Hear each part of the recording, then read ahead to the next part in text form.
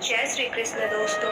जब श्री कृष्ण कंस वध के लिए राधा को छोड़कर वृंदावन से चले गए, तब राधा की जिंदगी ने एक अलग ही मोड़ ले लिया। राधा का विवाह हो गया, लेकिन वह श्री कृष्ण के विरह में जीती और मरती रही। लेकिन राधा ने अपना वैवाहिक जीवन भी ईमानदारी से निभाया। अपने सारे कर्तव्यों से मुक्त होने के बाद राधा अपने अंतिम समय में अपने प्रियतम कृष्ण से मिलने द्वारिका पहुंची।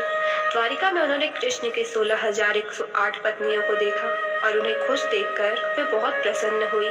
जब कृष्ण ने राधा को द्वारिका में देखा तो वे उन्हें देखते ही रह गए।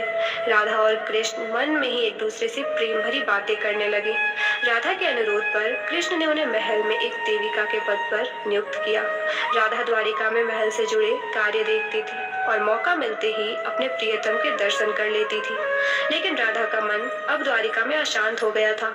उन्होंने सोचा वे द्वारिका से दूर जाकर कृष्ण से आत्मिक संबंध स्थापित करेगी। इसलिए वे द्वारिका छोड़ पास के जंगल के गांव में रहने लगी। धीरे धीरे समय बीता और राधा बहुत अकेली व कमजोर हो गई। राधा का अंत निकट आ चुका था। उन्होंने धरती पर अपने 100 वर्ष पूरे कर लिए थे। उन्हें अपने अंतिम क्षणों में कृष्ण की बहुत याद सताने लगी। आखिरी समय में कृष्ण राधा के सामने भी आ गए और उन्हें अपनी बाहों में थाम लिया और धरती पर बैठ गए। कृष्ण ने राधा की अंतिम इच्छा पूछी और उन्हें कुछ मांगने को कहा। तब राधा ने कृष्ण से कहा कि वह उन्हें आखिरी बार बांसुरी बजाते देखना और सुनना चाहती है।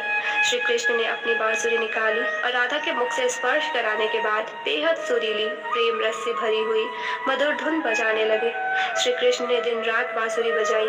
बांसुरी की मधुर धुन सुनते सुनते एक दिन राधा ने श्री कृष्ण की गोद में अपना शरीर त्याग दिया और हमेशा हमेशा के लिए अपने कृष्ण में विलीन हो गई।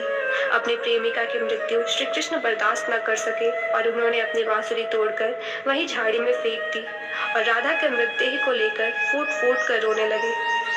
दोस्तों, उस दिन के बाद से श्री कृष्ण ने जीवन में कभी बांसुरी नहीं बजाई। राधा 100 वर्षों के विरह के बाद अपने कृष्ण में विलीन हो गई और उनका प्रेम हमेशा हमेशा के लिए अमर हो गया।